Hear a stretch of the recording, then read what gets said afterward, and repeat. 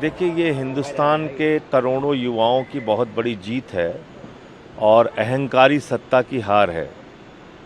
जो लोग कुंभकर्ण की नींद सो रहे थे, उनको जगाने का काम इस देश की युवा शक्ति ने किया और उसकी वजह यह है कि उनकी पीड़ा जो है वो पहाड़ बन चुकी थी।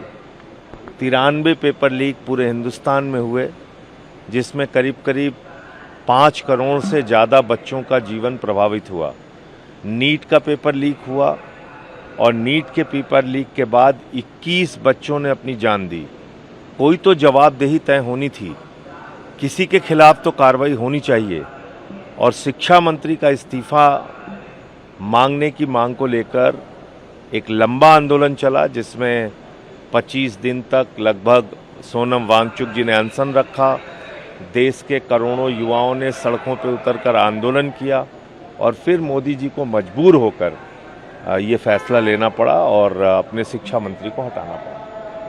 राम मंदिर के लिए सुप्रीम कोर्ट के निर्देश के बाद फिर एक एसआईटी का गठन हुआ है, कैसे देखते हैं क्या इस एसआईटी को? देखिए, समयबद्ध जांच होनी चाहिए। अगर आप समय की कोई बाध्यता नहीं रखेंगे तो एसआईटी के बाद एसआईटी के बाद एसआईटी बनती रहेगी, नतीजा कुछ नहीं निकलेगा। उसका सीधा उदाहरण मैं खुद हूँ।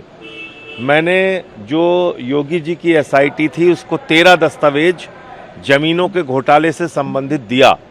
आज तक उस पर कोई कार्रवाई नहीं हुई। मेरे पास 13 जमीनों के घोटाले से संबंधित दस्तावेज और हैं, वो मैं देना चाहता हूँ। उनसे समय मांगा, आज तक मुझे समय भी नहीं मिला। तो जो योगी जी कहते थे दूध का दूध पानी का पानी हो जाएगा, मैं पहले दिन से कह रहा हूँ कि पीएमओ की जांच सीएमओ नहीं कर सकता। जो नियुक्ति हुई है चंपत राय की, वो हुई है प्रधानमंत्री नरेंद्र मोदी के द्वारा। जो जमीन का घोटाला उन्होंने किया है, जो चढ़ावे में चोरी की है, जो निर्माण में चोरी किया है, उसकी जांच के लिए समयबद्ध सुप्रीम कोर्ट मॉनिटर्ड इंक्वायरी होनी चाहिए। एक समय सीमा तय हो, सुप्रीम कोर्ट की निगरानी में जांच हो और इन सब लोगों के खिलाफ कार्रवाई हो। मुझे तो पता चल रहा है कि उनके जो लोग हटाए गए थे, चंपत राय और अनिल मिश्रा और बाकी लोगों के, वो लोग फिर से रखे जा रहे हैं। तो प्रभु श्री राम का मंदिर लूटने वालों के खिलाफ कार्रवाई क्या हुई? खाली रस्म अदायगी, वो ठीक नहीं है। संजय जी, आज कारगिल दिवस है। कारगिल दिवस को लेकर के रक्षा मंत्री का कहना है कि अब जो बात होगी पाकिस्तान से कोई बात नहीं, वो होगी तो पाक अधिकृत कश्मीर से। देखिए, ऐसा है कि ये संसद के अंदर प्रस्ताव पारित हो चुका है कि पाक अधिकृत कश्मीर हमारा है और उसको लेने का जब वक्त आया ऑपरेशन सिंदूर, तो प्रधानमंत्री ने ट्रंप के दबाव में सीज फायर कर दिया। वरना तो हमारी सेना बहुत बहादुरी से हमारे जवान लड़ रहे थे। वो एक सही वक्त था कि जब हम पाक अधिकृत कश्मीर पे कब्जा कर सकते थे।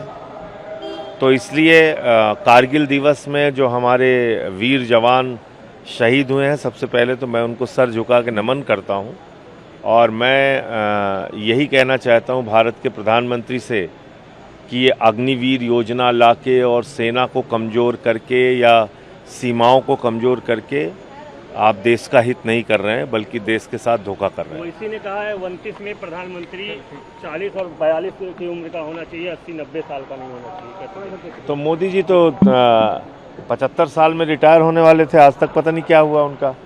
वो तो कह रहे थे हम 75 साल में रिटायर हो जाएंगे, अभी भी पड़े हुए हैं। तो इसलिए मुझे लगता है कि एक सीमा तो रिटायरमेंट की तय होनी ही चाहिए।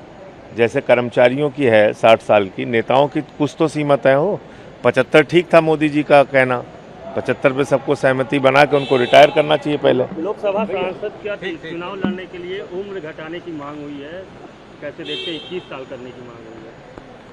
देखिए, युवाओं को ज़्यादा से ज़्यादा मौका मिलना चाहिए और बुढ़ों को स्थान छोड़ना चाहिए।